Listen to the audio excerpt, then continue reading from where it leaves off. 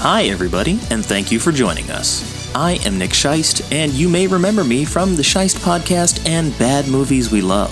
And I'm Seth Vargas of the Movie Friends Podcast. And we decided to join forces, a team-up, if you will, because X-Men 97 was so good, we just couldn't help ourselves. That's right. So join us as we discuss our personal history with the comics, the films, and the collectible trading cards of the X-Men universe. And, of course, the catalyst for it all, X-Men 97. To me, my ex-friends. Get it out. Oh, yeah. What's up, buddy? Good to see you again. Hey, how's it going? Good. You're a busy man. Busier than me today. I had leisure time, at least. I went to see a movie. You've been recording all day long. I've been recording all day.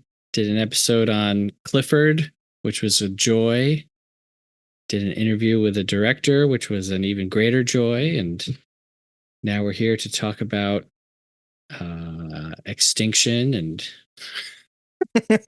Yes, so time to get rid of all of the joy and bring it back down to, an extinction level event, like an asteroid colliding into the planet. Yeah, so either you're super warmed up or you're super exhausted or some combination of both. Oh, no, I'm ready. I'm ready. It's warm, but I'm ready to go.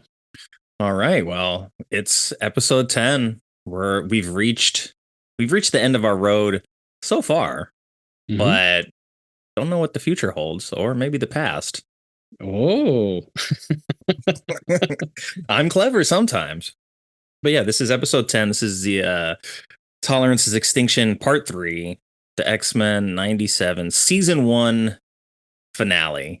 And we sort of jump right into the end of the previous episode, but a little bit of a blank spot between Wolverine getting his bones ripped apart or stripped of their adamantium, and we just start here and we're back in Magneto's mind. So sometime between the end of that very brutal ending to episode 9 and this episode here, Charles has taken control of Magneto, and well, he hasn't quite done it yet when we start the show, but he's done it enough to where they're in post-war Germany or something, having a drink in lab coats. I wasn't 100% sure what war this is supposed to be, if this is a totally fictitious event, but yeah, we're post-war or during war, and they're in this bar, and Magneto has no idea what's happening. And so I think as the audience, you might not know if this is a flashback. The first time I watched it, I was like, oh, this is when they met or something. Yeah. And so I kind of had that same perception here, but it made me ask very technical questions of this. Okay, so if it is not a flashback, this is a glimpse at when they knew each other. But in this version of the X-Men universe, did they meet and become friends without knowing one another were mutants? Or because this is almost like astral plane, dream state, is it just familiar enough for Magneto to accept that this seems like reality, where Charles can have this conversation with him? And, they kind of get down to brass tacks about kind of the issue at hand with, well, what has always been the case with the two of them. They're the split in their ideology, because they're very, very much both pro-mutant, but how they go about that is very different. And I've always I don't know if it's going to come across the way I want it to, but it's always seemed to me like they've been written as sort of Martin Luther King and Malcolm X, in that, Charles is very much like a pacifist and Magneto is very much a proactive activist, in the sense that he will always take action in favor of protecting mutants over people. And Charles is very much about coexistence. And so to bring them back to their younger years, have them in a pub, having a drink, I don't know if they're both scientists. I don't know what's happening with the lab coats, but it at least helps them stand out and be identified. But they have this conversation that Charles is more or less asking him, like, don't you think that if you have the ability to help and to make the world a better place, don't you feel that it is essentially your moral obligation to do so? And, Eric counters with, like, people don't want to be better.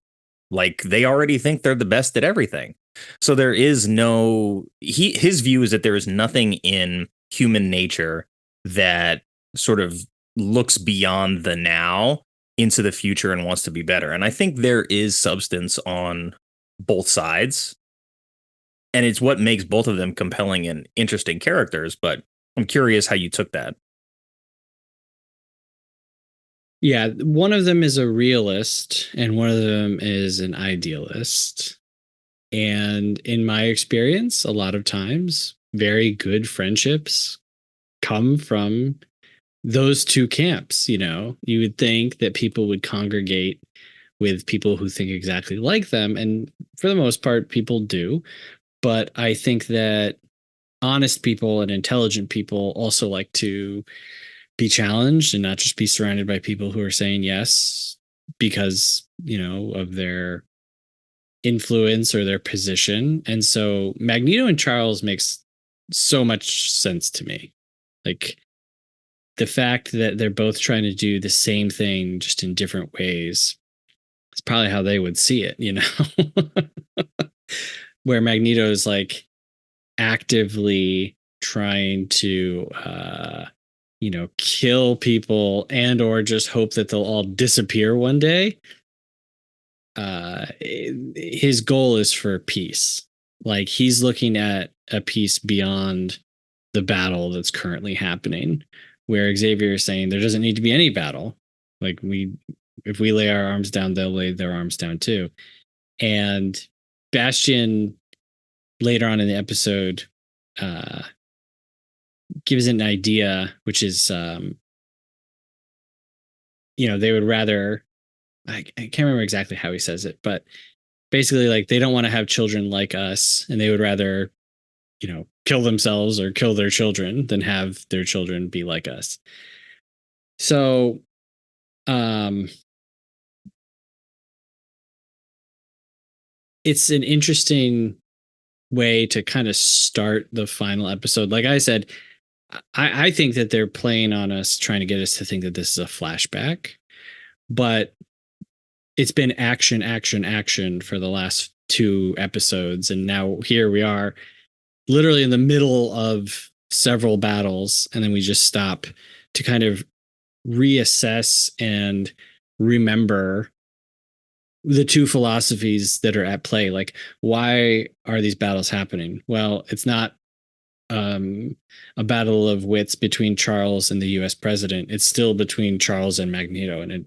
And Bastion is just kind of an extension or an extreme version of Magneto to me.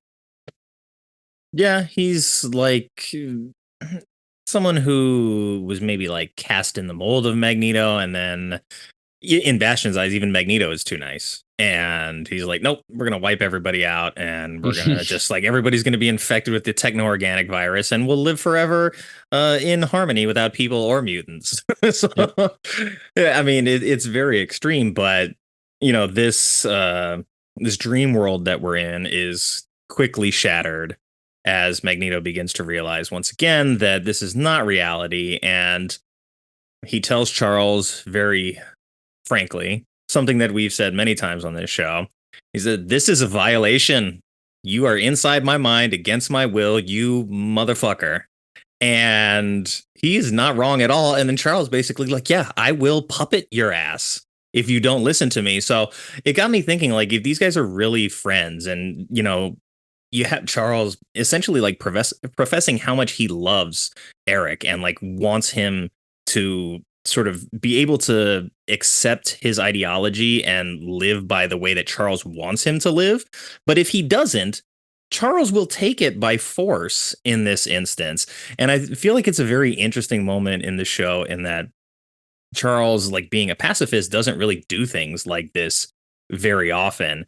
And so for him to be like, "You're my best friend, I love you, and I'm going to mind rape you right now really bad," and like he has to do what he has to do in that moment. So it's like he's almost crossed over into the threshold of like, you are now what Magneto said you needed to be in order to get the job done. So it is an interesting curve for Charles, and like a dichotomy between the belief systems that we've seen set up to this point. Yeah, and it's a little I don't want to say surprising, but Magneto is like, this is a violation. It's like, well, the world is going to end in a matter of moments. So yeah, sorry, Magnus, but yes, this is a violation, just as you are violating the right to life of every being on the planet currently. So yeah, sorry. And we do get to that point before Charles kind of breaks in. And honestly, I wish it didn't have to come to that. Like, I don't see why. I get it. Like, Charles is not trying to act as God, and he's not trying to be like a fortune teller. He's not a fortune teller, right? He can read Correct. your mind, but he can't tell the future. And so if he lowers himself below his standards and character for something that it turned out he didn't need to, Cyclops could have just blasted somebody, then, to him, he's forever changed. And so it comes down to the very last moment possible before he actually acts. And that's like a little frustrating because, as someone who is a pacifist myself, I also recognize that there are times when you need to act and you need to do something. And it's not always waiting until 11:59:59. Yeah, it's a very interesting moment in the trajectory of the show, especially because like Charles is not heavily involved until much later. So to bring him back and to have him be the one who takes control of the ship at that moment, turns the power back on Earth, and to have it still not matter in the way that he thinks, I think sort of proves Magneto's point in that like you're a pacifist, but you completely violated me and mind raped me in order to turn the power back on the Earth. And then what did you do when you flipped the lights back on? They shot a bunch of missiles at us. So he's like, I fucking told you, Charles, you never listen. You're so firm in your own belief system that it's like he enjoys the chess match with Eric as long as he's winning. But oddly enough, when we see them play chess like in the movies, it's Eric that wins most of the time. And you know, in the current, well, the series that just ended for the X-Men, it's a much different version of Charles where he's got basically like a villain curve. Like he starts the story as like the Xavier that we know, and then as mutants have found independence on their own nation and they're trying to like put their own laws and stuff in place, there's a series within the series that Sabretooth has killed a person, which is like violates the mutant code. So they extradite him to Krakoa, and the way that they punish him is that they bury him in the earth like while he's awake. And so he's just like tortured for like eons or whatever. And I don't really think it ends up like being that long, but like he's just awake but held prisoner, like, and his mind is just racing and it's interacting with the earth. And so it's this whole consideration of like consequences and like what punishment looks like. And it really sort of makes Charles out to be a lot colder of a character than he is. And like he gets a lot of pushback from Cyclops in this series as well. And again, it was Charles interacting with Moira, where he has this idea that, oh, Moira actually showed me like the truth. She showed me all these different timelines. And so the real way for us to move forward and to win in the end as mutants is to work together. So I'm recruiting Apocalypse, Magneto, Sinister, like all my enemies, we're getting together, we're going to be on the same page. And that's like the whole catalyst for this current run of X books. But it still holds on to this idea that like Charles' belief system is so rigid and that his unwillingness to acknowledge that like he might be wrong about things comes at a cost. And so it raises the question, like, is the cost worth it? And in the case of like a villain like Sabretooth, who is a murderer and has done a bunch of horrible things, like, is torturing his mind, is torture in general, like something that Charles Xavier would generally be okay with? And I think the Charles that we first meet, probably not. But the Charles that's maybe a few years down the line from this guy that we see in this episode, maybe, you know? So in that storyline, is Charles the one who's like keeping Sabretooth alive? Like, doesn't he need to eat or Well, I mean, I guess like because he's like Wolverine in that way, I assume that his body will heal from malnutrition to some Wow, degree. But yeah, he's just like held alive, like in a living prison that's underground, crazy. and his mind starts connecting with all these other people that are like in this prison as well, and they form like this crazy jailbreak. And it's Nice. the one time sort of in the course of that series of books where it's raising questions about the morality of how Charles treats fellow mutants in their new world. Because the Right. whole thing was like, we're equals here, like we all have to work together. And of course, there has to be some sort of system of punishments, but a lot of people go to him and they're like, Charles, this is too far. Right. You know? So Yeah, I interesting. think so. I think so. That sounds too far. Yeah. It does. And I mean, speaking of being held hostage, we get this line from Beast as Bastion has captured basically all of them. I think it was episode 9 where we're left at the lake or the Hmm. river where Cable has been mind controlled by Sinister and he's telekinetically fighting his not mom.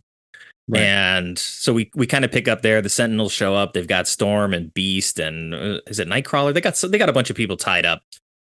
They have an audience. Right. And Beast sort of lectures Bastion about his philosophy and saying that like these Sentinels, this isn't your family. Like these are people that are held hostage by ignorance and fear.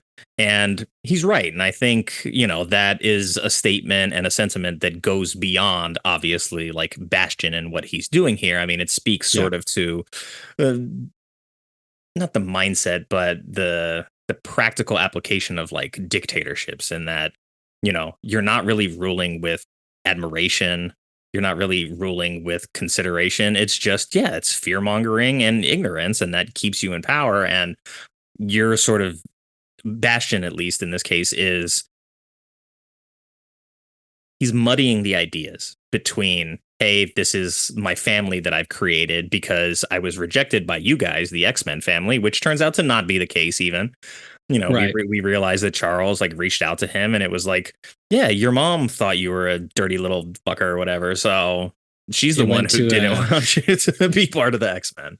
it went to his spam folder. He didn't get the message. The future email spam folders are much Yeah. better about filtering things.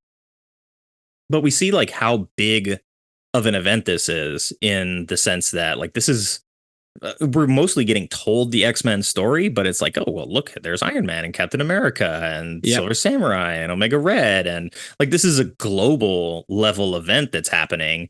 And I guess I'm curious what you think, because we see Captain America interact with Rogue. So, do you think that generally speaking, like Iron Man, Spider-Man, like all the heroes from the MCU that we know, are they generally aware of the existence of mutants on this scale? Because it's like they would probably know Magneto because he's very infamous and he flies around in a pink and purple suit. He doesn't Right. try to hide. Where the majority of the X-Men are like, hey, we go on sort of like secret missions and we operate in the shadows so that we're not in the spotlight. So I'm curious, like, do you think this is the way that the the Marvel universe is going to like bridge the gap between what we've seen so far and this new cartoon? Because this is still taking place. Well, when was Iron Man? 2000, 2005, the first one? 2008. I Okay, so think this is 2008. still pretty far away from that portion of the storyline, but we are seeing characters that we're familiar with in roles that we're more familiar with them, in that, Cap and Iron Man are hanging out with the president. Like, oh, well, we're here to like basically protect you. Right. we'll fight the mutants if necessary, but like Advise maybe season you, two. perhaps, you know, like, Yeah, they have a lot of access. I'll say that much. yeah. Yeah, I guess this is just a different universe where everyone is there already. And I mean, we even see a very, very brief Reed Richards, you know, as Morph transforms into Mr. Fantastic as he's being blown away by the blast. So, yeah, it seems like this is a world where all the characters are already there and they're already all interacting.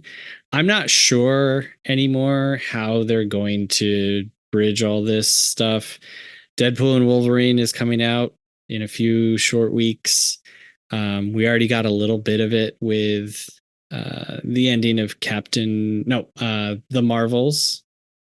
We had a little bit of X-Men crossover With different Photon universe and yeah. So I'm curious if there's going to be like one big, because it seems like for the last phase, all of the stories have been about like different dimensions and different timelines. So each time it was like, oh, okay, this will be the one. Like, actually, no, not at all. And then, oh, Loki season 2. And I was like, not really. So I don't know. I have no idea. Maybe they're just never going to actually. We're never getting back on track. No.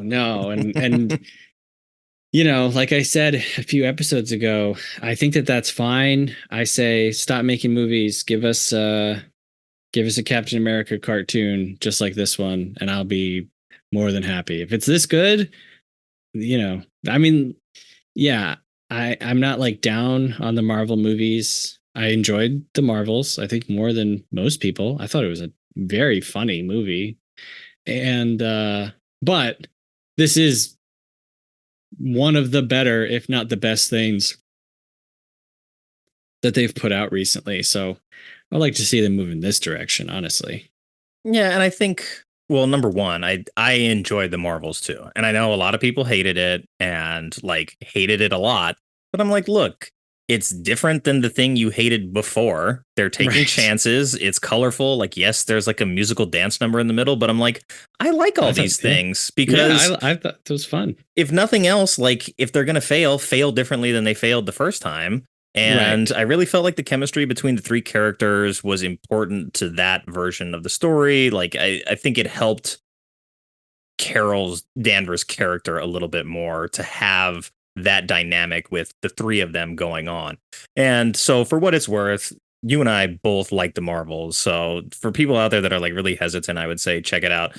The second part of that, I think that the X-Men in general just lends itself to good storytelling, and it sort of like holds up a mirror to society in a way that I think that maybe other Marvel products just don't. Like I think the thing that we see, or the thing that Tobey Maguire's Spider-Man 2 sort of hangs its hat on and why so many people love it, is that moment with the train, in that like he's just a teenager but he's willing to die to save all these strangers, and like the realization that they see that is what gets them to all stand up. And it's like that's who Spider-Man is, that he's just a kid and he's here risking his life to save a bunch of people that really, for the most part, in a lot of different instances, don't like him, because you got Jameson out there, like, you know, putting out his gossip rag. Spider-Man's like a purse snatcher and all this stuff. So like the media is very anti-Spider-Man in a lot of the universe, but the people aren't. So I think the X-Men, you know, you sympathize with them in a way that is easier to do than a lot. Like, how do you sympathize like with Iron Man? It's like, okay, yeah, he got captured by terrorists and he had to build his Iron Man suit, and like that part sucked. But then after that, it's like, yeah, what does he say? He's like playboy, billionaire, philanthropist, superhero. Like he just jokes about like all his accomplishments, and watching the curve of like America's obsession with the tech bro and Tony Stark's popularity, and then sort of like how that cascaded down as Captain America's like Boy Scout nature elevated him back up. They collide in Civil War, and they actually have some interesting ideas present in Civil War. And it's kind of like even in the comics, that was a big story and an important like ideological struggle. And I think that's, that's still even borrowing basically from X-Men. It's like you have a Charles and a Magneto figure that have very different ideologies of how to solve this one problem. And they're best friends and they love each other. But like, all right, we're going to kick each other's ass to see who's right here. And so it's funny that it sort of like boils down to that because it is at the end of the day superheroes. So of course they're going to fight. Um, but yeah, the X-Men just it has such a rich, I think, inherent culture to it that it makes it very easy to latch onto. And so whether you're telling just the story of Xavier and Magneto, which like X-Men First Class kind of leans into that very heavily, successfully so as well, whether you're telling the story of like Jean and Scott and Madeline and like however far you want to go down that line, there's like a lot of familial ties and they have a very beautiful moment in this episode where it's like, why am I getting like choked up at this cartoon? And Oh yeah. Oh it's yeah. it's amazing. Like they, I mean, for the people who have seen it, Cable is like resting at a diner, like wounded. His arm has been ripped off at that point. He's like, I'm done. I'll see you guys. I guess I'm gonna go sit over there. Yeah. All right. Well, hold on. Let's backpedal a little bit. We'll finish the Nathan and Jean conflict as they are like he's being puppeted by Sinister. Bastion shows up. Cable gets his arm ripped off in that whole exchange, but he is sort of he's getting violated by Sinister as well with the mind control, and Bastion is like teasing him about like how many times did you go back in the past and try to save your not mommy or something like that, and he doesn't want to answer, and so Sinister forces him to, and he like says like 200 times. Like he's made this jump 200 times trying to stop this from happening. And like that in of itself, give Cable a miniseries where it's just like the struggle of him failing over and over again. And then finally getting to a point where it's like he's now arrived at the one timeline where he might be able to do something about it. And it makes Cable a very compelling and interesting character. And then, it's like, oh, the Phoenix, just there's a slight ember of Phoenix left in Jean and conveniently shows up when the X-Men are completely overpowered and getting their asses kicked. And I love that moment as Storm just like laughs. She's like, you guys messed up so bad. Like you didn't know. And now the Phoenix is here and she's going to rip all of this stolen DNA out of Sinister's body and turn him into like a little shriveled raisin. And I think Morph has a lot of fun showing him what he looks like there. I love that, as the Phoenix returns and Sinister is being like pulled up to her, he's like, oh, do you think peacocking will save you? he goes on for a little bit, but then Phoenix doesn't kill him. Phoenix takes the peacocking from Sinister, and then Sinister just kind of like goes like, ugh, and like runs away. Like it's a bit like the Zoidberg, like whoop, whoop, whoop, whoop, like it's insane. It's a crazy way to like finish this character for the whole season after everything that he's done and like how we've seen him, that he's just like, oh no, and walks away. Like it's crazy. I think we miss out. Yeah, I think we miss out on Sinister's vanity, which in the comics, when he gets room to breathe, like he's a fantastic character in this new series because he is so vain and he's so petty. And so that would make this moment for him where he's like obsessed with staying young and looking youthful and like being the best possible specimen and like having all that taken from him. And then it just ends with Morph like, teasing him as he runs away like a shriveled old man. And so they're like, he's not really a threat anymore. And, after all that, that's when Bastion rips off Cable's arm and he like turns it into a squid or something and then absorbs it. Yeah, he absorbs it because that's what he does. He communicates. He has like that's true machine telepathy. Yeah. And he's got this like seed from the future, and so Cable is also from the future. So this metal, I don't know that we know what Cable's arm is made of. Future metal, I don't know. but it's like the Space last titanium. Yeah, it's like the key to unlocking final level Bastion. And I'm not a big lover of this design, honestly. Like it feels like, yeah, like the final transformation of a boss in like a fighting game. Um I do love when he gets his face blown off and he like comes up and he's like all gooey and icky and reforming his face. That's pretty great. Yeah, he does like, he fights Rogue sort of like right after that.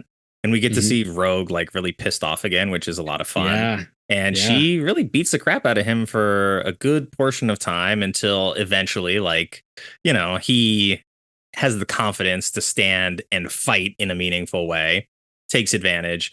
And then, of course, like the whole Charles and Magneto thing is still going on throughout all of this as they're, trying to figure that out. And we get this line from Charles. He's like, "You have to trust me." And it's like, these are big words coming from a guy who's actively inside another man's mind. Like, come on, you got to trust me, bro. I'd like, Charles, are you hearing yourself in this moment? And so that's why, to me, I'm like, I'm curious if they're going to push it all the way to the point where like Scott is disillusioned with the X-Men and he ends up, I think he kills Xavier in the comics at some point because of a clash of ideologies. And then Scott becomes the main villain. So I'm curious if they're going to push it all the way there, because I think that's a little beyond the 97 series timeline, but it's not that far off either. And with the time traveling that's happening, who freaking knows at this point? They could do whatever they want. Yeah, well, we'll get there, but yeah. And we have the president. He's opening the Magneto dossier, right? It's what they call like the Magneto protocols or whatever. The Magneto protocols. Flips it open. And I love that it looks like the back of one of the old X-Men trading cards with all of like the power stats. It's like, oh, Magneto's got intelligence of a 7, but it's got a power of a 9. Right. And then it's like, oh, why you have his agility listed here? Like, this doesn't make sense.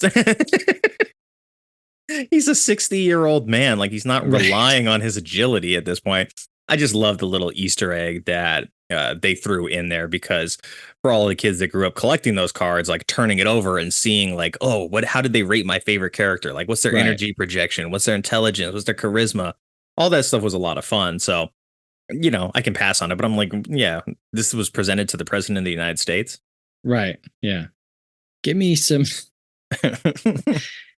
This has no luck stats on it.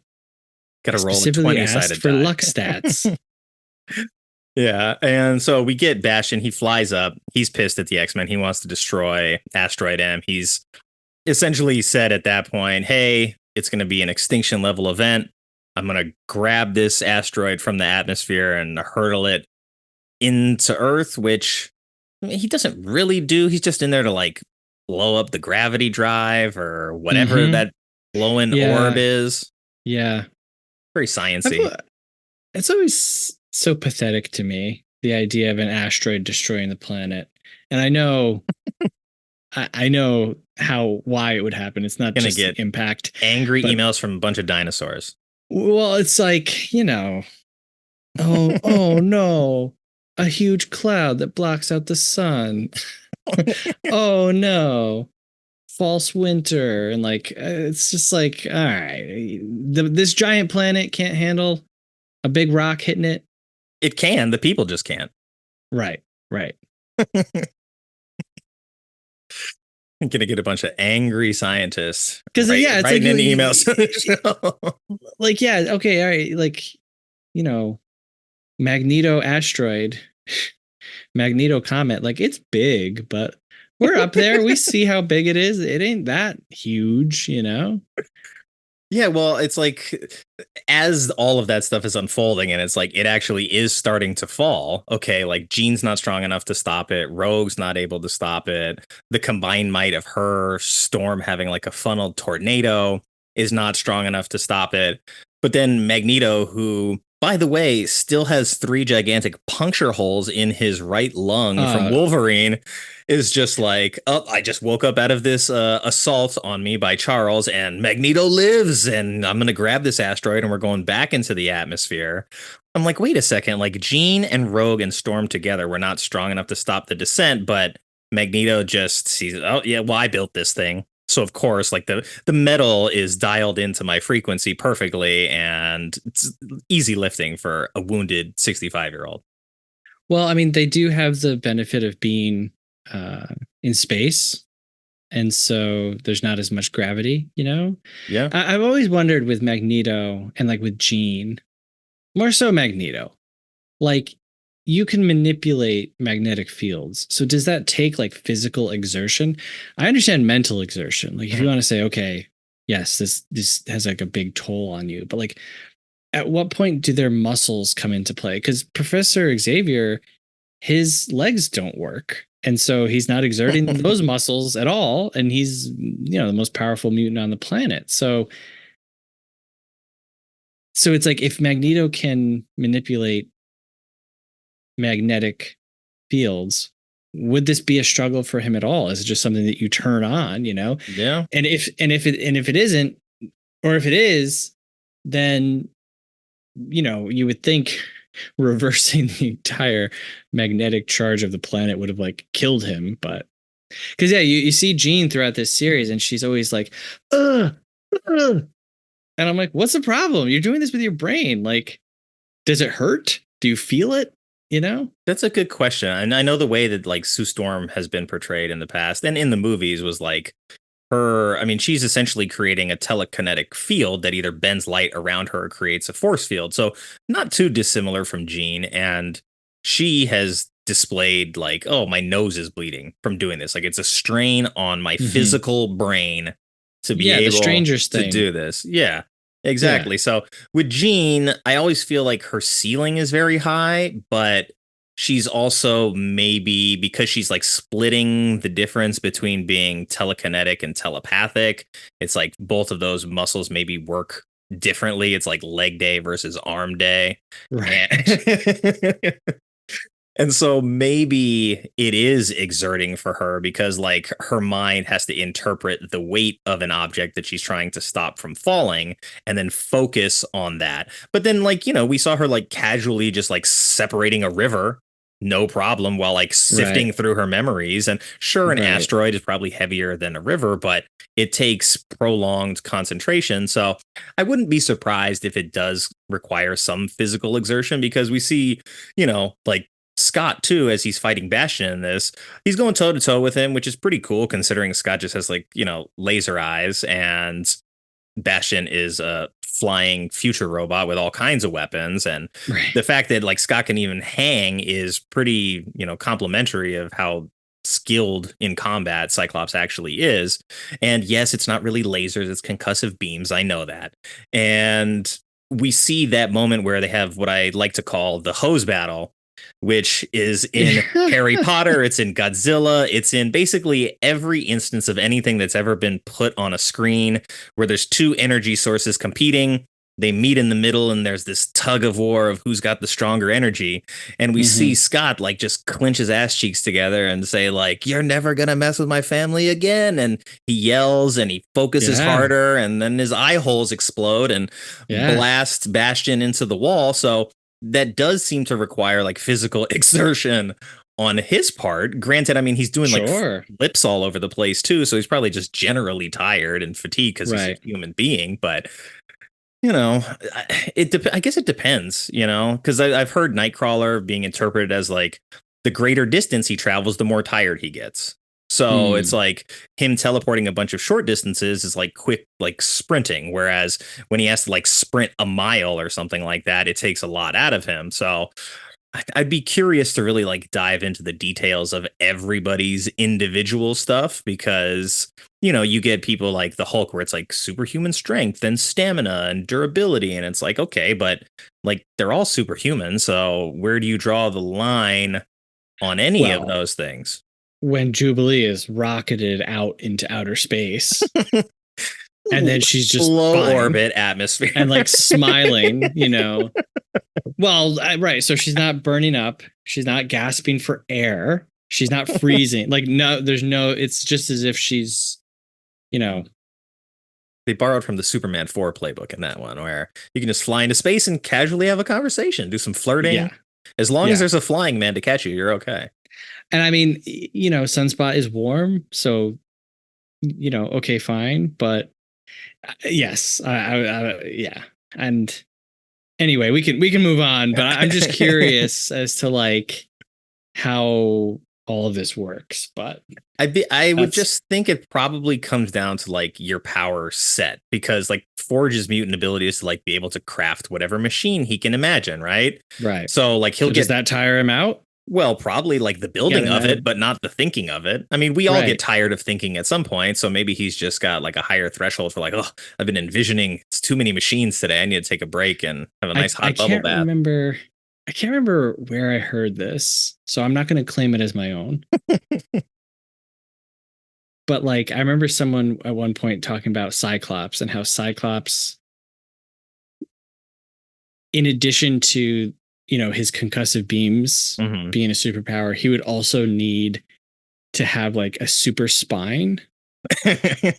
Like in order head to would just come off. Yeah, because the first time you blast, your neck would just like snap back. And so with like some superheroes, it's like, well, his superpower is flight.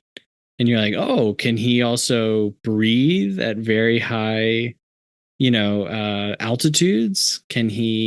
Does his blood pressure get all messed up by going up and down incredibly fast with no protection? So yeah, but anyway, sorry listeners. I'm not trying to make superpowers realistic. I think like there are ways to begin to explain it if you really like give it the time. But yeah, at a glance, it's like if you were to turn on a fire hose while holding it, like that thing's going to jerk all over the place. Like even if you're strong and you're holding it in place, like it's not going to be held perfectly in place. So yeah, Cyclops, maybe would have killed himself the first time his powers activated. So maybe he is just born with like super neck muscles, it's just part of his powers and we don't get to see that side. I did read, excuse me, there was an interesting sort of debate about like where Scott's powers are coming from that was going on like years ago on the internet, and different writers had interpreted it differently. And one of them was like, it's not that his body is absorbing this like solar energy and then discharging it through his eyes like a gun, basically, right? It was more that like his iris is an interdimensional aperture, and as it opens, there is like a chaos dimension of just anti-gravity, and so that is what's coming out of his eyes. And so it would make sense then if that when those particles connect with this dimension, they're causing like graviton collapses, and then it's just like more concussive force the further you go from him, and there's no pushback in the opposite direction. But then his iris would have to be closed tight at some point all the way, like down to zero, which doesn't happen with people either. That was later explained away, but I like that there. I like that explanation, and that like, yeah, who knows? Like he's just a gateway to another dimension in his eyes. Sounds fun. Yeah. Sure. Why not? Yeah, go for it. You don't need to explain it too much to me. So I'm not sure where we're at in the episode. Well, we are talking about Cyclops, and we just finished our Cyclops Bastion standoff toe to toe. Okay. And so, because I think we were getting to Nathan in the diner. Yes. So that comes right basically after this. Is that in the middle of this whole fight going on, like they're getting tired, and Scott and Jean are like, we got to call Nate. So hold on, let them fight Bastion for a minute. Like Beast just showed up with his Sentinel to do some stomping. So let's make this phone call real quick. And then they have this very like sweet, honest, emotional conversation with Nathan about the regrets of Cyclops walking out of the room. I don't want to do what my father did, and I shouldn't have let Madeline send you into the future. And, I'm sorry, and I want to say goodbye. And, Cable is telling him about like, yeah, when we were living in the future, there was all these stories about the adventures of the X-Men and the great heroics that these mutants did back in the 90s. And it doesn't do you guys justice. And so to like for him to see his parents in action and be like, holy crap, like the X-Men were like legit. My parents are awesome. And to like to sort of close the loop on this kid that was essentially orphaned into the future, grew up without his parents, grew up in the shadow of the legend of his parents and their friends, but never having the chance to meet them, to then go back in time, not only get to meet them, but to then fight by their side. We get that very sort of just honest admission from Cable, like, I should have been here fighting those battles with you. Like, I should have been part of the legend growing up as your son. Right. And so it's like just very emotionally resonant with me in a way that like I don't know, I'd seen it already, so I guess I didn't expect to like really feel it as much as I did a second time, but maybe going through this entire story with these characters again, having Cyclops be my favorite X-Men and all of the baggage that comes along with that, to see him have that moment with his son was really nice, honestly. Yeah, it's very touching. And there's a moment that we had referenced when Nathan was born, when Jean says, "Oh, he has your eyes," and then that comes back around, but it's much more sentimental because Jean holds back his blast so that Nathan can see his eyes for the first time, and they are the same eyes. So yeah, it's pretty well written, and I don't think it verges into being corny. I just think it's good writing. Yeah, I mean, like in a world where like all these people are wearing, colorful spandex, and Scott's got like, knee-high boots that look like the fisherman's hat has been shoved onto his foot, and Jean's got the 60s decor outfit with the mask and the gloves and the short skirt. Like she looks like a go-go dancer or something. So like in the midst of all that, to sort of like pause like we do in the beginning of the episode to like remind us that even in the midst of all this action, there's a lot of human stories within the context of this mutant superpower world. And it's like, I think it's trying to successfully, by the way, show the audience that like even with all this stuff going on, like the human stuff is what's important here. Like, because think of like how fast we blitz through all of the stuff in this story. Like, we blitz through the Sentinels, like we blitz through Mojo, like they destroy Master Mold, like in what the first like 5 minutes of episode 1. Right. Like they're going through these big X-Men stories like very, very quickly. Like the Phoenix just like comes back, says hi, helps out for a second, and then is like, oh, whew, okay, well, the Phoenix, it was still inside me. It just needed a little bit of help, a little motivation when called upon, and now it's gone again for good this time. Like, I promise there's no more Phoenix inside me. That was pretty funny and totally unnecessary. Like, you can just be like, oh my God, that was crazy. Anyway, there's other things to talk about. But she's like, oh no, definitively, it's done. In case anyone's wondering, that's the end. It's like we did the Dark Phoenix saga in the previous show. We're not going to do it here. But just to remind you all, like I do have some Phoenix juice when I need it. So yeah, we get like all of these big superhero story ideas going on, including like the whole last episode is, hey, there's an asteroid about to crash into the planet. We need the help of everybody to try and stop it. Humanity and their own hubris is like, yeah, you know what is a good decision? Let's launch missiles at that asteroid, and then oh wait, we didn't blow it up, so now it's plummeting to Earth. And that's when we get the line from Bastion about like, yeah, they're so stupid that they would rather all die together than see a future where they're giving birth to more mutants. And so again, like further down the line of like the Magneto ideological progression, where it's like you will never be accepted by people. And I love that still is like the through line for the X-Men, because even in the end there, Scott is like, stand down, team. We're going to show you mercy. We're going to show you humanity, for lack of a better word. And we don't want to have to kill you here because you didn't ask for this to happen to you. You're a victim of circumstance. And sure, we disagree with your methods and we're going to stop you, but we don't want to be the people that like just outright kill our enemies. And we are still willing to take the chance on Earth if you'll help us save the planet by stopping this asteroid. And so we get this moment as the missiles, I think, are flying into the gravity drive or whatever. And shit is blowing up in the asteroid. And Scott reaches out his hands. He's like, Bastion, take my hand. Come with us. And Bastion is still being stepped on by the Sentinel, I think, at that point. And he jumps and he like sticks his hand out, but there's an explosion and it like cuts before we see anything. So do you think Bastion was reaching for Scott there? Because we don't see Scott. It's not like the classic, what is it, Da Vinci painting where like God and Adam are about to touch fingertips. This is like Bastion is jumping. We see his hand reaching out. We see Scott had previously reached out his hand, but then they cut to like a side frame where there's an explosion on one side and Bastion on the other.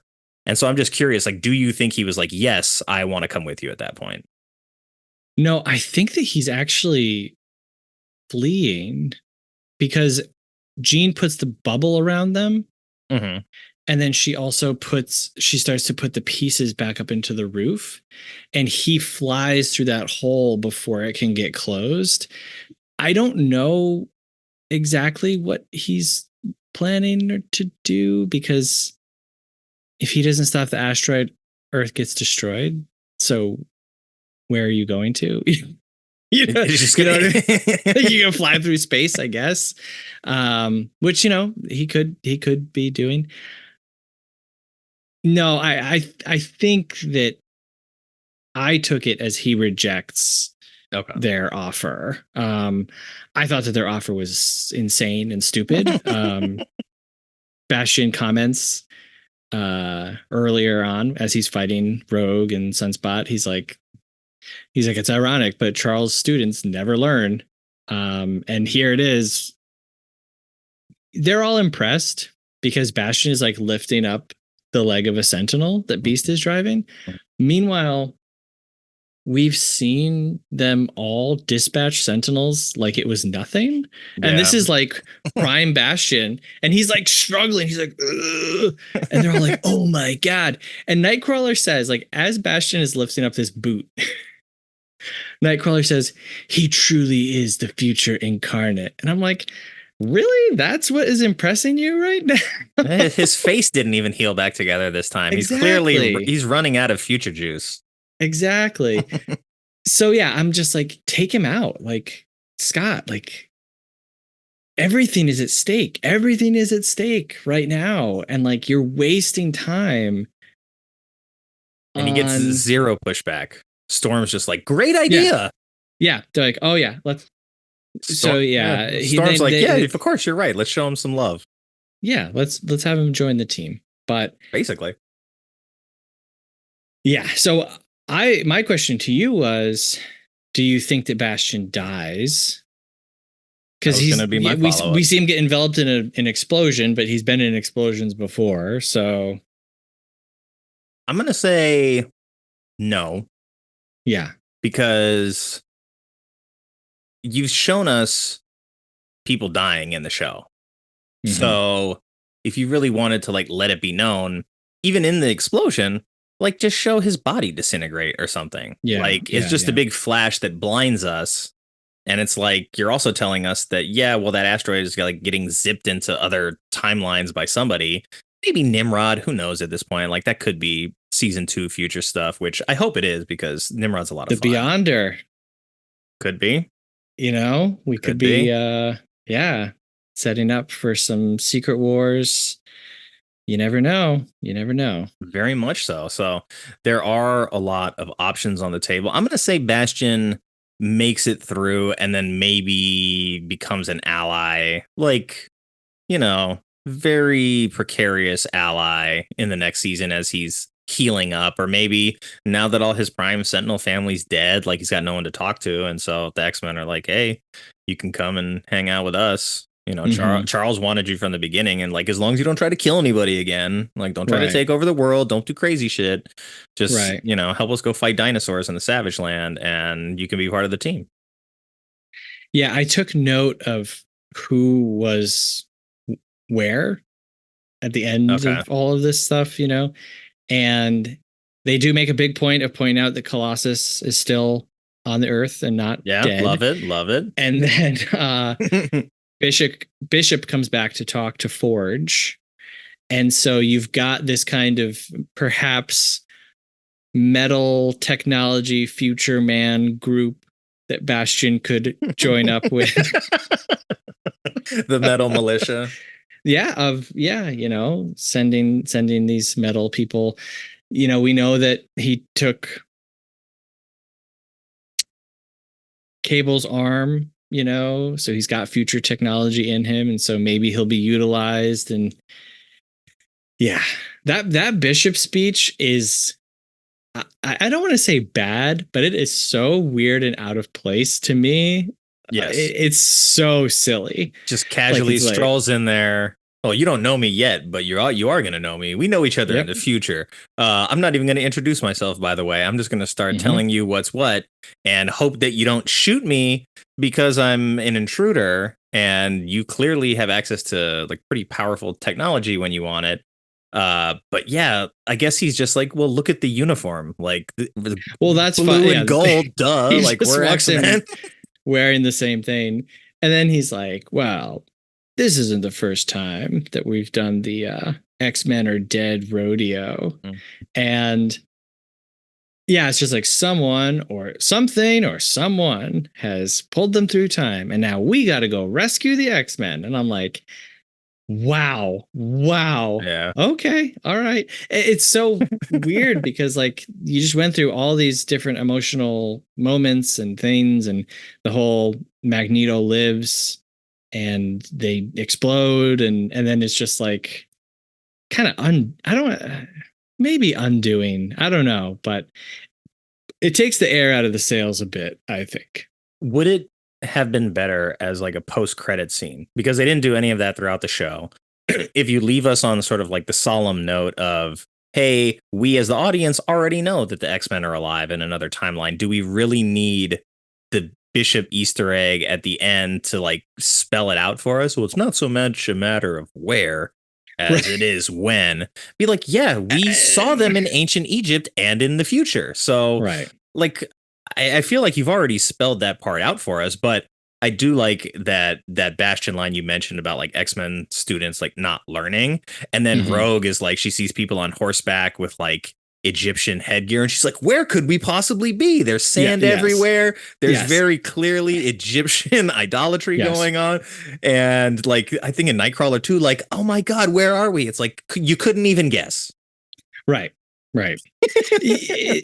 And as in terms of that Bishop speech just kind of being unnecessary, like you show us Egypt and it says 2000 AD, and then you show us the future and it says 3960 AD. We don't need for Bishop to say that they're lost in time. We know that they're lost in time from the text. That's it. That's the explanation, and I guess they wanted the cliffhanger that they wanted to leave us with is and Sabanur, Beast saying, oh dear. Beast is great with that. It's just like when something bad's happening, Beast just like, yeah, which it's like, obviously we know who that is, and anyone watching who doesn't know can just hop on their phone and Google it and know right away what's going on. But that's just something about that Bishop scene. I was like, this feels so out of place in this TV show. Not to say it's bad, but it's corny. It's weird. It's really, really weird. So we've got, like I said, Forge is left on Earth. Sunspot is left on Earth. Jubilee is left on Earth. And then all the people on the wall who aren't presumed dead or off planet. Bishop comes back. Maybe Bastion is somewhere. And it is 6 months later. So you would think if Bastion like immediately returned to Earth to take over again, we would have known. And then in the future, you just have Cyclops and Jean. And then in the past, you got Rogue, Nightcrawler, Beast, Xavier, and Magneto, and Apocalypse. pre-apocalypse days. Yeah, well, we kind of also get Nathan in the future, but it's a young Nathan. Yes. And the Cable comic that ran this past year was a lot of like old man Nate and young Nate. And there was a lot of that family dynamic going on as well, with like the young Nate getting to spend time with his dad and doing hero shit with his dad. So it was fun to see that like more fleshed out, which is probably why going back and watching it this second time, I was like, I really appreciate them, taking the time to lay out that sort of like parental need in that way. Yeah. So yeah, but we've met Bishop before in this series. Yeah. Forge has not. So it's like I think, all the people in the know that Bishop's from the future. We've seen him literally like go back to the future with Nathan. Yeah. So when Forge is like, who could this possibly be? You would think that like he would have some information on like, hey, I'm recruiting X-Men. Like, I don't have any details on like the time traveler guys that showed up and were hanging out and like teaming with the X-Men while they were working here. But I am excited to see that future world version of this. I'm really curious to see what they're going to do with Apocalypse, because and like I said, it's like you have Nathan before he's Cable, and you have En Sabanur before he's Apocalypse. And so will both groups try to prevent that person from becoming the person that we know them as? Will that be successful? Why? Who pulled them through time and for what purpose? Like, does that person need Cable out of the way? And so they send they send Cable's parents in order to stop that possible future. Put them on a timeout. Apocalypse? Yeah, do they need Apocalypse out of the way? And so I don't know. It's interesting. I like how they end it. I don't need really any further explanation, like I said, beyond the titles. And I'll be curious to see if like Beast is carrying around Xavier like Yoda and Luke all season next time around. He should. I'll be curious. He should, absolutely.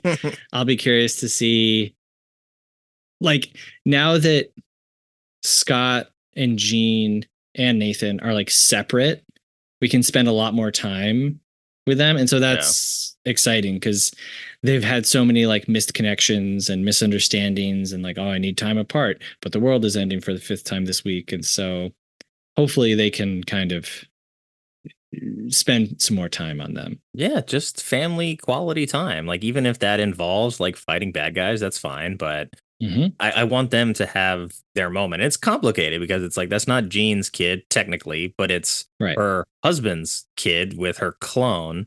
So like, it's still your blood and DNA technically, which is why he's, as gifted as he is. Did you see Storm? I'm just realizing I didn't write down where Storm is. I don't think I saw her in Egypt. Interesting. I mean, I know that like Forge was very sad when things transported, because he's like, oh no, my lady's up there. Yeah. And he's on the walkie-talkie like screaming, right? Right. So yeah, I thought maybe Egypt, but it seems like you put a lot of your eggs in that Egyptian basket if that's the case, because right. Oh yeah. the whole team is there except for Jean and Scott. Right. I don't know. Interesting. I just watched it again and I thought I maybe saw Storm, but I didn't like note down where everybody was. So somebody, if you're listening to this, you've probably watched this at least twice at this point. So check it out. You let us know how wrong we are. But yeah. So that leads me into at least one of my questions that I had for you that I said I was saving for this finale. So I want to know, like, what do you want to see from season 2? It's a great question. I would really like to see, now that Magneto has done his whole thing and Charles is back, I would really like to see the two of them trying to run the school or a school or just kind of anything. Like, give us time with the two of them together more often, because throughout this final episode, that's some really great stuff, when Magneto is saying, like, I can't remember the face of my family. Why can't I? And in that moment, it's almost like he doesn't realize that he's like in the the body of a man. Like it's like he's a kid again, right? And he can hear the boots of the soldiers. And Charles is like, it's because they died when you were really, really young. And like he doesn't even know his name. And it's all very interesting. And I would like to see them work together more, even though after everything that's happened, I really can't imagine the governments of the earth are going to forgive Magneto again. That's why they shoved him several thousand years back in the past, so he can deal with the government of Egypt. Yeah. Which probably not going to take too kindly to them either, but at least they're going to be super overpowered, more so than usual. Right. So yeah, I would love to see that relationship between Charles and Magneto,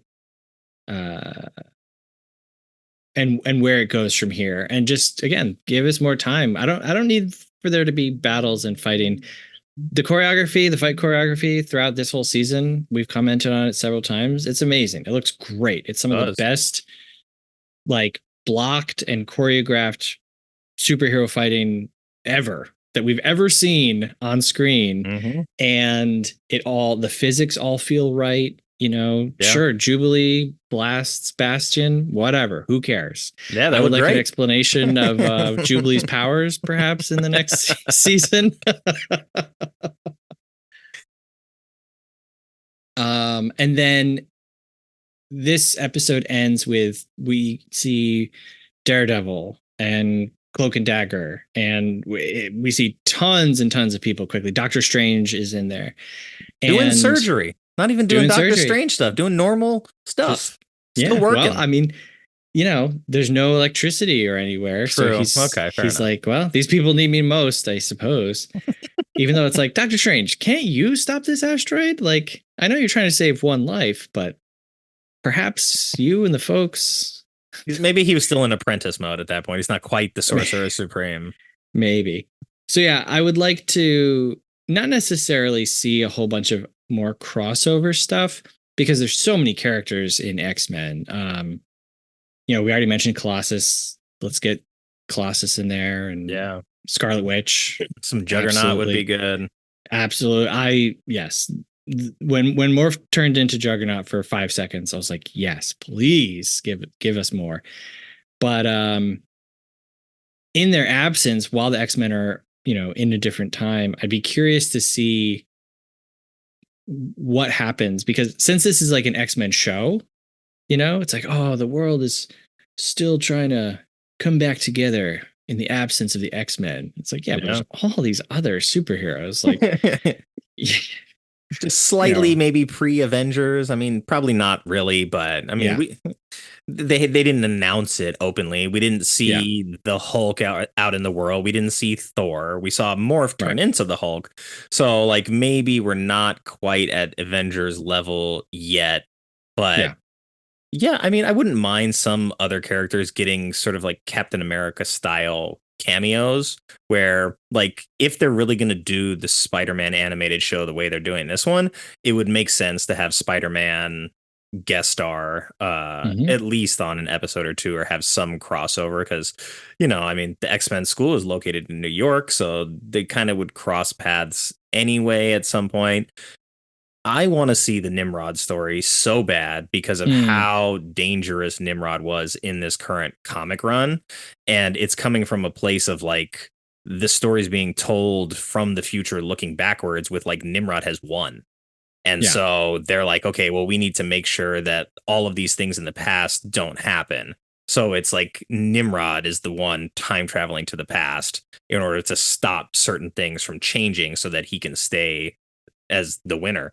And he's teamed with humanity at that point. So it's like AI and the humans have teamed up to fight mutants. And I really just felt like that was compelling because of how adaptive Nimrod is in an AI and with the current fears surrounding artificial intelligence and just how hot it is in pop culture in general. I think it's a really, really opportune time to do that storyline.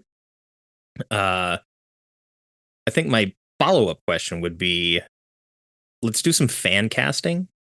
Sure. If we were going to turn this into live action, if like we're going to snap our fingers and then this X-Men becomes part of the MCU universe, who would you go to for like Charles at this point? Ooh, that's a great question. We don't have to start with Charles, but we can. I want to very quickly mention, because I made a point of trying to keep track, Morph and Wolverine are also on Earth still. They are. We're going to see Boneclaw's Wolverine in season 2, most likely. We can only hope. And we will likely see him torture himself to put the adamantium back in as well. Right. So we're going to get some brutality with Wolverine, but I mean, that's kind of goes hand in hand. So for Charles, how old do you think that Charles and Magneto are at this point? Yeah, I mean, we talked about this earlier because, we're looking at Eric as maybe going through like Holocaust, right? So he was maybe 10 in the 40s and this is 97. So he's probably at least in his 60s, but he's in phenomenal shape. We'll give him that. Yes. Oh yeah. Yeah. He looks a lot younger than Eric too. Yeah, I mean, at this point, I would say that they're probably both at least in their late 50s, early 60s range. I mean, okay. You could just throw McAvoy back in there. I know, right? By the time they get back around to it. Right. All right, so let's see here. Let's see. For a Professor X, let's go crazy. No, that's not good. All right, for Magneto, I'm going to say, I was going to say this guy for Professor X, but it's just not right. For Magneto, I'm going to say Christian Bale. Ooh, he would be a fantastic Magneto, and he would have so much fun with that. With the long hair, yes, and the intensity, the superiority. I feel the superiority is something something that he can pull off quite well. Wow, for Professor X, it's so hard to think of him as anyone other than Patrick Stewart or James Patrick McAvoy. Stewart. Yeah. Like bald guys, some bald guys in Hollywood. You got J.K. Simmons, but I mean, J.K. Simmons, Professor X, he's not going to be a pacifist. No.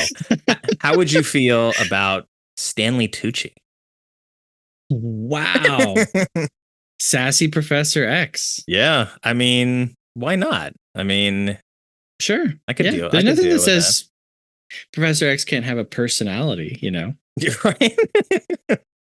No, Professor X. You do not get to be a person in this. You just have to be bald and smart.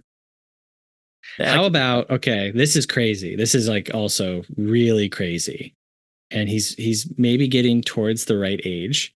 A bald McConaughey for Professor X. All right.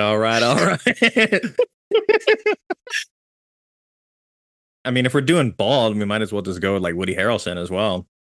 Do McConaughey. Yeah. Do McConaughey as Magneto. He can pull off the long hair. Do Woody as like a stoner Professor X. Yeah.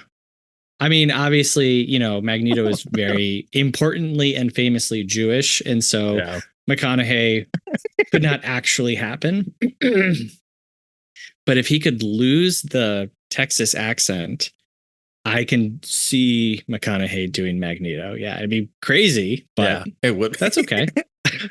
Okay, well, let's go to like the primary OG X-Men. So let's go Jean first. Jean Grey. I guess we got to like peg down an age range because let's say they're 35 to 40. Okay, so I actually just saw you saw Maxine recently. Yes. And I was reminded of the wonderful and underutilized, in my opinion, Michelle Monaghan. Yeah. A lot of people know her from, the Mission Impossible films. Mm-hmm. But I was so pleased to see her show up in Maxine. And I was like, you are great. Like, you're not super, super flashy, crazy, over the top, but she grounded a lot of scenes in that movie that needed to. And so I would maybe say like Michelle Monaghan for Jean Grey. Yeah, that's not bad at all. I think she's like right sort of in the age range that we'd be looking for. I mean, skew a little bit younger probably, but if we're dealing with like a Nathan who's 10, She doesn't have to be like, oh, I'm 30 and getting pregnant. It's like she can exist as already having had the kid. I like that. I think because of Karen Gillan being involved with Guardians, maybe not, but Karen Gillan is my favorite person on the planet. Put her in anything. I wouldn't be upset with her taking on the mantle of Jean Grey. I think in an alternate universe, maybe if we dial, I think she might be a little bit out of the age range we're looking at, but Kelly MacDonald. Kelly MacDonald. I don't know if I know her. She was most recently in Puzzle. She spent a lot of years on Boardwalk Empire as Nucky's object of fascination. Oh, I love Kelly MacDonald. Yeah. Scottish. Mm-hmm. Maybe she could be Moira. She could be Moira McTaggart if we were going to do that. So we'll throw her in there too. Can I give you an updated crazy Charles and Eric? Okay. So as Charles, we're going to say Willem Dafoe. Oh my God, that would be so wild. And as Magneto, I'm going to say this would have to be like old man Magneto. Christopher Lloyd. Wow. Very old man Magneto. I mean, you're going to have so much charisma between those two performances, though. It's going to be hard to do. He's a Shakespearean actor. Yeah, I don't know how we move on to like anything else beyond those two characters, because I think Willem Dafoe showed in Kinds of Kindness that he's got a lot of range that he doesn't really get appreciated for. And he can be very measured and very intellectual and very commanding when he wants to be, but he also enjoys having fun. And when like you listen to him get interviewed, it just seems like he's a very fun person. So I mean, they would be a lot of fun. Okay, so we'll stick with Michelle, and then we got Kelly in at Moira McTaggart, because then she's a little bit closer to like the correct age for a love interest for Charles as well. Okay, so Scott, who's gonna be Scott? We need somebody in the 30s to 40s. So I don't know that he's the right height for Scott, but someone that I always really appreciate seeing, and I'm always like, why are you not in more things, is Jim Sturgis. Okay. Yeah, I think most people would know him from like Across the Universe, or he did that 21 movie, the card movie. And yeah, he might be skewing a little too old, and too short. Yeah, he's 46 now, so not too far removed. I mean, if we're gonna go like super duper star power, I mean, like Jake Gyllenhaal is in that same age window. I mean, it depends. How much money do we have to fan cast this? Like, if we were doing a fantasy draft, we would have already used all of our budget to hire all these actors. Put Jake Gyllenhaal in as Beast. Let him hide, and just do the talking. I mean, like, yeah, Patrick Dempsey, like before he was like fully gray the way he is, would have maybe been a good Cyclops. And I think like Bradley Cooper's maybe in the right age range, but I don't know if he has enough mileage left for a Cyclops performance at this point. Everybody seems to really hate him after Maestro. Hey, if you want someone with great charisma, throw Sterling K. Brown in there as Cyclops. Do it. He's definitely the right height. Yeah, I love Sterling so much. He would absolutely kill that role. So yeah, I would have no objections. So let's see. We did Jean, we did Scott. So who are we gonna go with for Storm? That's another one that's so hard to not think of Halle Berry. Yeah. Even though I feel like she got just the short end of the stick so much in those movies. Like, she really was not allowed to be like great in those. It was a shame. Yeah, she was sort of cast aside as a secondary character when it's like she's like the only Omega level mutant that's in the club at that point, and she gets to have like the one line where she's like struggling through the accent and zapping Sabretooth with lightning. So let's see, for Storm, what's the age range? I mean, she's got white hair, so it's tough to tell. I feel like she presents a little bit older than Scott and Jean, so I would say like 40 plus, maybe. She's very she's definitely very regal. Mm-hmm. Let's see here. Well, it'd be kind of cross Marvel casting, but I love Teyana Paris. Yeah. I obviously, saw her in the Marvels and WandaVision and everything. She's incredible in Chirac, the Spike Lee film. Mm. Like amazing, all of the stuff that she does in that movie. Yeah, I could see So maybe like maybe say her.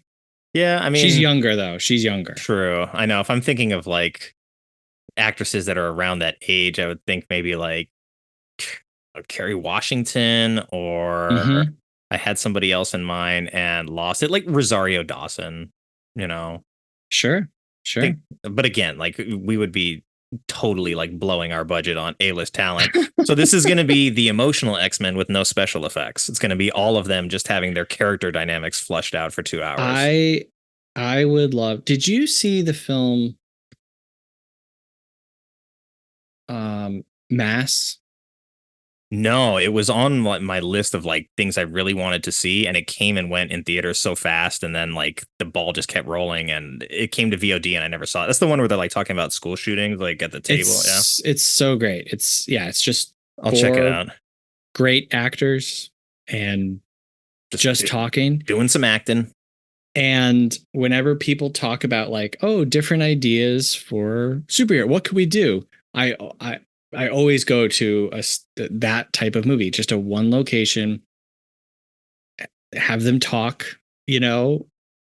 but there's this superhero flavor to it and pressure but like give them room to breathe and act and develop their characters. Yeah, I would love to see like 12 Angry Men, but as like the Avengers or the X-Men. The 12 Angry X-Men.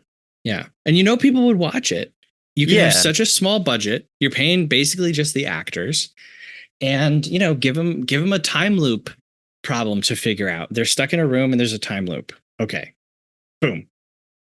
Yeah, no, I mean I think that works too, because it's like you don't even have to explain like time passing or anything. It's just we're caught up in some, like, who knows, Bastion is back and he's trapped us in a time bubble because he's got some tech from Cable's arm and he just locked us in this bubble and we got to talk our way out of it. It's totally doable. Okay, where do we leave off? Let's see, we got Storm.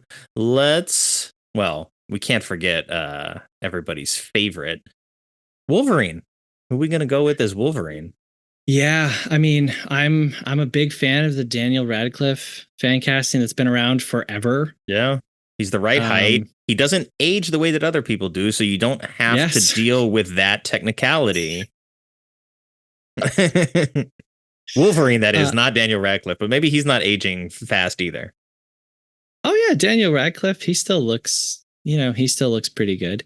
But yeah, for me, like, I would love to see, like, if we're talking realistically, whenever they do cast the new X-Men movie, get all new people. Yeah. Just get all new young actors. Maybe have done a few things before, but blowing all this money. That's what. Yeah, it's a fantasy X-Men draft. So I remember. I don't know if you remember when Hugh Jackman was named. Yeah, it was like, who's Wolverine? That guy?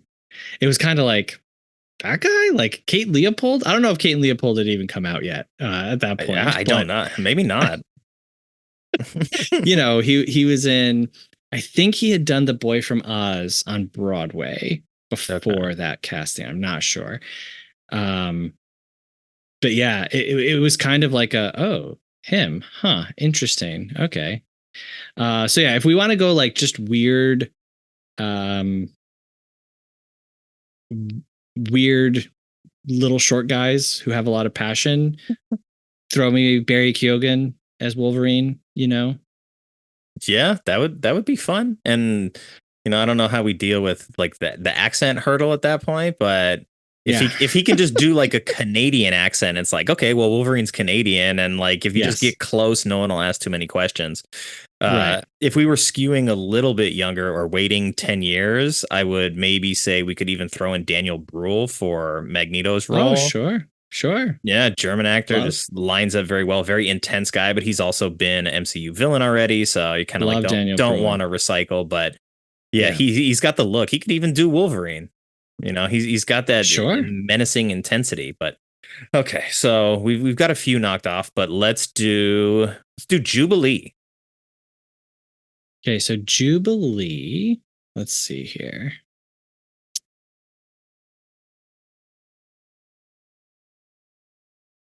She would be younger than everybody, but she's super young.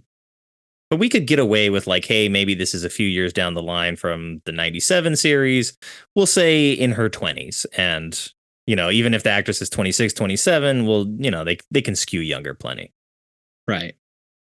All right, let's see here.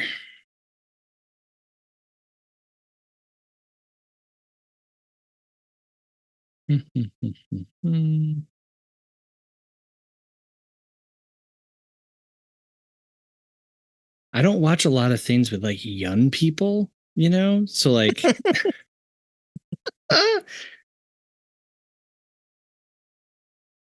are all these kids these days? Let's see here. B.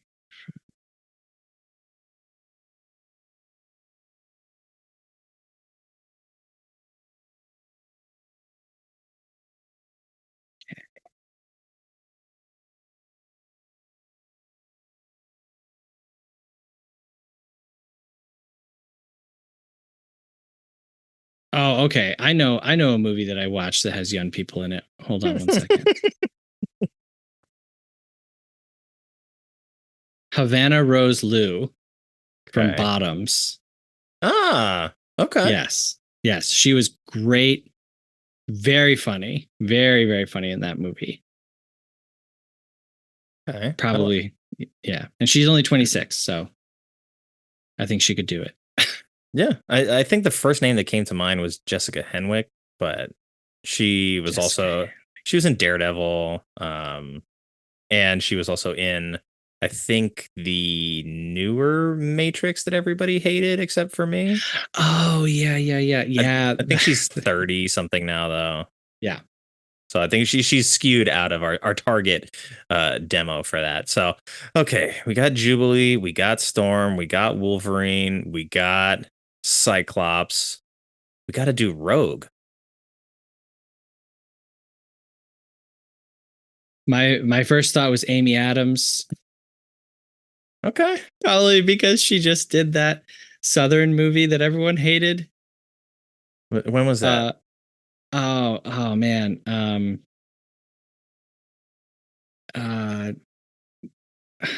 It's like on the tip of my tongue.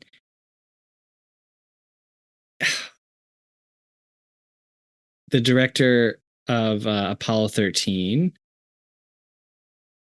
Ron Howard. Yeah, that's it. Woman in the Window? Oh, Hillbilly Eulogy. Oh, yeah. That was 2020. So when I was thinking about someone with a Southern accent, I immediately went Amy Adams. Yeah, I don't think that she would quite be right for Rogue. I don't know. How old is Rogue? It's a great. Well, they brought back the original voice actress for her, so she's older than like a lot of the other cast. But they brought back Rogue. Excuse me, Lenore Zan. She voiced Rogue in the original series, as did, I believe, not Beast. Carl Dodd did Wolverine, so he came back. And I don't know if Jennifer Hale did Jean beforehand as well. But yeah, because of Rogue's ability to like absorb people's, you know, energy, her age could range from, I don't know, she could be in her 20s, she could be younger than everybody, she could be older than everybody. I mean, she was romantically connected to Magneto, so I would say she has to at least be in the 40 plus range. All right, I'm going to say Megan Fox because I love her so much and she deserves a chance. Okay, I could see that. And you know what? Like having seen her in Johnny and Clyde, which just is like definitely a bad movie I love, but Yeah. to watch her sort of be villainous was a lot of fun. And so if we're doing sort of like Brotherhood of Evil Mutants where Magneto and Rogue are romantically connected and we're going to go that route, I could accept that. Uh Yeah. Morph, She I just did don't know. Expendables, Yeah, you yeah. know? So, I was going to say casting Morph is going to be a little bit tricky because of the face. right. Like, doesn't have to be anybody in particular. You just have to get like the personality down. That's you could do Barry Keoghan in that role because it doesn't matter. Like, who knows what kind of accent he has? He's Morph. I would, who I would do for Morph? I would do a bald Tim Heidecker. Yeah, I mean, somebody who's a comedian, I think, would probably have a lot of fun and success in that role. So, yeah, I could get on board with that. I could get down with some Tim and Eric too. So, Yeah. yeah, I'll accept that. And Yeah. then Then put Eric as Beast. Eric Wareheim as Beast. Oh man, I was like, we had done an episode and I forgot I had watched the Miss Doubtfire musical, and then afterwards I was like, you know what? Like Robin Williams would have made a great live action Beast Oh, yeah. back in the day. So that Yeah. he balanced the intensity and like the intellect so well. He would have been Yes. fantastic, and like he already had like the bearded look and everything. So if it wasn't Kelsey Grammer at the time, I think doing Yeah. Robin Williams could have like made a lot of difference for the sort of lesser X-Men movie in that way. I can definitely see Robin Williams at the end saying, "Oh dear." Yeah, so can I. I mean, he's great. And I guess the only one we're left with casting then is Sunspot, if I'm correct. Sunspot.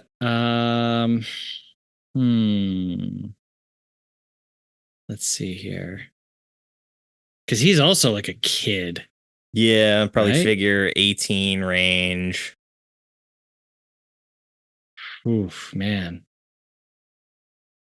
Not good with all these children. These youngsters. It's like my first instinct was like Diego Luna, and I'm like, no, he's way too old. Yeah, way, way, way too old. And I think Let's so is see. Rodrigo Santoro. I mean, he's not that much older than me, but he's too old to be Sunspot, that's for sure. Anthony Ramos is aging out, but I've Okay. appreciated him in everything that I've seen him in. That's fair. I mean, even in a Transformers movie that had its struggles, like he was Sure. not the problem with that movie. I'll give him that. So yeah, he's what, probably like close to 30 at this point, if I had to guess. We'll just say Ramos, and like I can be okay with that. Maybe if he breaks out into song, Well, I mean, he must. if you're paying for Ramos, yeah, you're going to get a song. Absolutely. X-Men the musical. It'll be a whole different fan casting process, though. Okay, I think we've spent $150 million on just the cast, and we've got no budget for travel, location shooting, anything else like that. Is there someone who you would want to see direct a live action X-Men? Wow. Yeah, that's a great question. Personally, I would like for these movies to be more scary. Okay. We've done the comedy thing for so long. Like, give us, and I'm not. I don't think that they need to be more adult or necessarily like super gory, but like fear and tension has to kind of re-enter the equation, if you ask me. You know what I mean? And a director who I think pulled that off incredibly well while also balancing a smaller ensemble, but a few times, is Ben Affleck, with Argo and The Town. We know that he likes superhero stuff. He was And Daredevil. he was like, He's going to cameo in the X-Men movie as Daredevil. I'm super on board with this now. yeah, like Ben Affleck is very talented. I think as a director, like he might not be incredibly flashy, but he knows how to make a movie and he knows how to get the stuff that's going to go into the edit that's going to make a good thrilling movie. And so, yeah, I would maybe say like throw it to Ben Affleck. Let him try it behind the camera. Yeah. If we want it to be like taken seriously and like breathe intensity into it, that's not a bad choice. I'm going to counter with something in the completely opposite direction, say Paul Verhoeven. Oh, He would absolutely. make a wild X-Men movie. It would be Absolutely. gory as hell. It would be very darkly funny and sarcastic. And I think his sort of penchant for like social satire would work really well with what the X-Men just is. He would never do it at this point in his career, but man, would that be fun.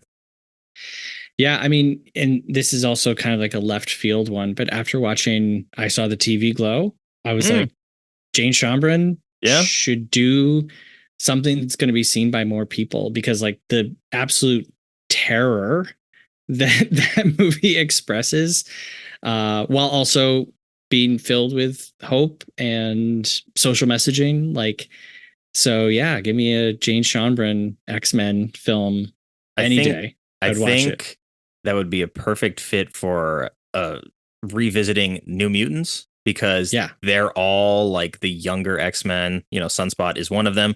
So they're all like on the right at that part where they're like figuring out their identities as people. They've maybe just been shunned by their family. They're maybe like, oh, my mutant power is like I'm inside out. You know, so you see all my organs on the outside and it's not fun. And I feel like I'm rejected by everybody. So I think a property like that within the X-Men would be a really good fit. So yeah, that'd be fun, because they sort of like the potential for that New Mutants movie that existed was so high, and some of its execution is very well done, but it's like they abandoned the horror elements of it to like make it more of a mutant story. And then it was like, it really was going to be much more interesting as like mutants sort of in a haunted house and having to deal with that. It's like, I'm excited for it. And then when we saw it, it was like, yeah, underwhelming, but I probably liked it more than most people. But I generally like movies probably more than most people anyway. So right. Okay. All right. Well, now I'm going to give you the final question, the one that I've been waiting all season for. Oh man. If you were a mutant, what would your superpower be? Not the one that you want. What would it actually be based on who you are? Wow, that's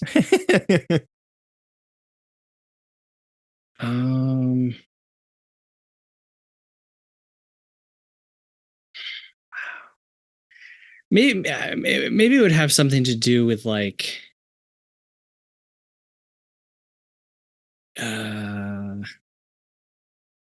like, do you mean like what do I consider to be like some like a strength of mine that would mutate into a superpower? Yeah. Okay. So it would probably be something like, you know, super team building guy. like I would be good at like, you know, pulling people into projects and helping to encourage people.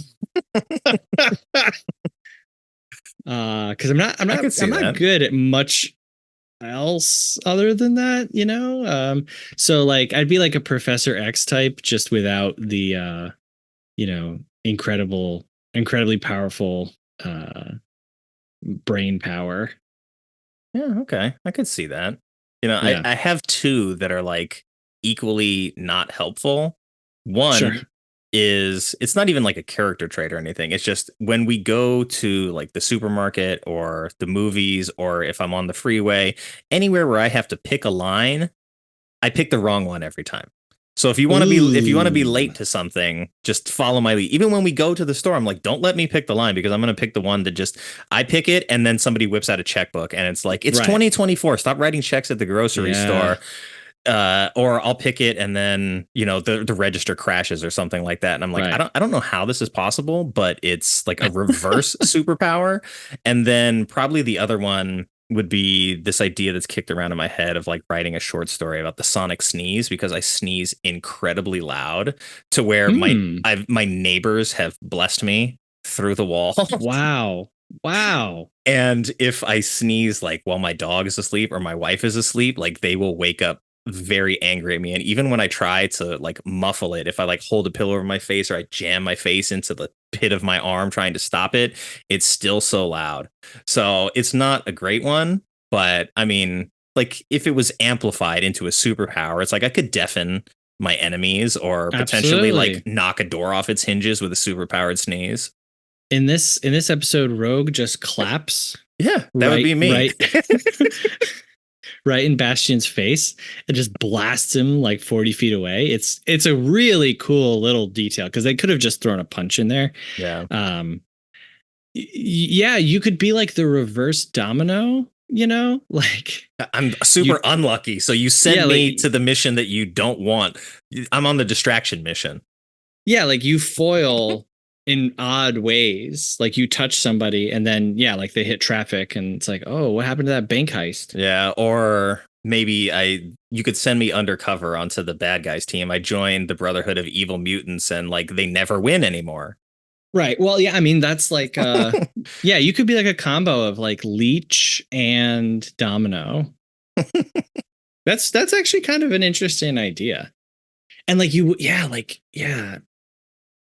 that'd be such an interesting storyline. Like if you did something with like a human government team and like nothing works out and the mutants keep, getting away and they don't know why. And, there's no physical attributes. There's no power blasts. It's just like, oh man, ever since Nick joined the team, things have been going south. Right. And so, yeah, like as the character, like in the comic, all you would be doing is just fighting to be around. Like you wouldn't be gathering information. You wouldn't be like, oh no, I need to get the pass key. You would just be like, how do I make an excuse to stay on the team or to be in the room or. I have to be just skilled enough to be part of the conversation. Right. It's like, hey, we're having a clandestine meeting on how to destroy the mutants. And it's like, oh, the internet's down. Right. Yeah. Nick. Yeah. It's over like there oozing bad luck again. Have you ever seen The Bone Collector? This is way off topic, but so yeah, like you're the guy who comes in to like fix all the little health machines, Yeah. I'm the bone collector in that case. Yeah. I'm the bad luck collector. Yeah, it's an interesting character idea. Yeah, not overpowered, but occasionally useful. Yeah. And then God forbid I sneeze and blow somebody's head off on accident. Right. We know something's up at that point. It's a weird power set, but I'll take it. Yeah, I mean, like I said a few episodes ago, it's like if mutants were a real thing and you just woke up one day and you were like, oh, I can open windows without touching them. And it's like, that's my power? Like, oh my God. You roll the dice and you get that crap? Yeah. You don't want to end up being that person. You're more like a Morlock at that point. Yeah. You live in the sewers because you're ashamed of your mutant ability. Right. Cool. Well, maybe we'll see some more Morlocks in season 2, but yeah, this is the end of our initial journey. Yep. I don't know what the future holds or what the past holds. Right. But we may see you in the future. Or not. Yeah, I think so. We'll see. Well, I don't even know what the story or the plan is, but we'll see. We'll see what happens. We'll see. So thanks for coming on this journey with us. I hope you've enjoyed it as much as we have. I hope you enjoyed the show as well. And you're going to come back to watch season 2 so that maybe when that happens, we'll be a little bit more timely about how we do things. And we'll maybe we could do episode by episode at that point. And, if it's only half an hour, we jump on for half an hour to an hour once a week. Totally doable. So, yeah, I appreciate your time as always, man. It's good talking to you. And I'm looking forward to season 2, both of this show and of this show. That's right. Yeah, me too. I kind of was tentative about X-Men 97, and then pleasantly surprised and watched it with my kids and then rewatched it several times to do this. So it's been a lot of fun. And yeah, does it become X-Men 98 at this point? Or does it just say X-Men 97 season 2 and we live for eternity in 1997 where great movies like Gattaca came out? They tell us 6 months went by. So unless we started this season in January, there's a pretty big chance that we're already into 98. But yeah, we'll see. I'll be very interested to see if they want to like deal with the branding at all of changing it, right? Because they've sold comic books with X-Men 97. Oh which gosh, I've got those books. So do you want to do an X-Men 98 run? Like very confusing. Right. But now I'm going to read those comics and maybe we can reconvene and do something with that. There's a ton of general X-Men comics, and they're starting the new X-Men comic series that is post Krakoan era.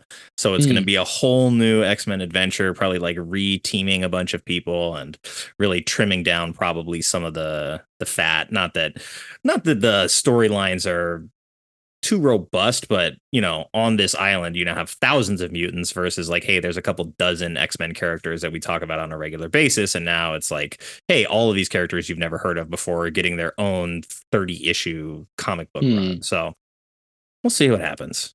But you know, Legion's a great show too. If we really wanted to like expand the X universe into many different things, I think we have a lot to pull from. So it could be some fun side projects when you and I actually have time to do things. That's right. That's right. Cool. All right. Well, you have yourself a good night and we'll talk soon. All right. Thanks, man. Of course. Always. Thank you. Thank you for checking out the show and becoming an X-Friend. Hopefully, you'll join us on our journey through X-Men 97 and beyond. X-Friends is a Movie Friends and Bad Movies We Love co-production and part of the Scheist Podcast Network, hosted by Seth Vargas and Nick Scheist. You can find our contact info and socials in the show notes, and you can email the show directly at xfriends@thescheist.com. That's the letter X, friends@thescheist.com. So until next time, just because someone stumbles and loses their way doesn't mean they're lost forever.